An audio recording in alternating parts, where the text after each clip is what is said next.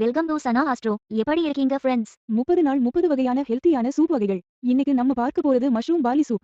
வாங்க ஃப்ரெண்ட்ஸ் வீடியோக்குள்ள போகலாம். தேவையான பொருள்கள்: காளான் 100 கிராம், பார்லி 50 கிராம், பட்டர், எண்ணெய் தேவையான அளவு, பூண்டு 4 பல், தக்காளி 1, ரசப்பொடி அரை தேக்கரண்டி, மிளகுத்தூள் அரை தேக்கரண்டி, உப்பு சுவைக்கு, சத்து மாவு 2 தேக்கரண்டி, ஃப்ரெஷ் ஒரிகனோ சிறிது, கொத்தமல்லி தழை சிறிது. Ingredients: mushrooms 100 grams, barley 50 grams, butter, oil as required, garlic 4, tomato 1, rasa powder half a teaspoon, pepper powder half a teaspoon, salt to taste, baking powder 2 teaspoons, fresh oregano a little, coriander leaves a little.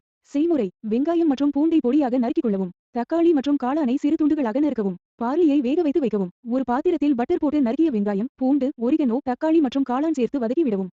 வெங்காயம் காளான் கலவையில் தேவையான அளவு தண்ணீர், உப்பு, ரசப்பொடி, வேக வைத்த பார்லி சேர்த்து கொதிக்க விடவும்.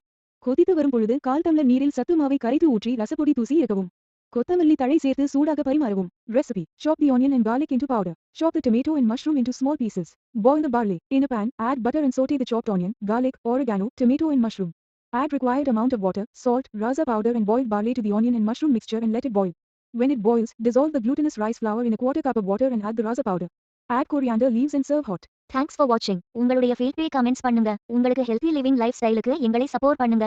அடுத்த வீடியோவில் மீட் பண்ணுவோம். Thank you, take care.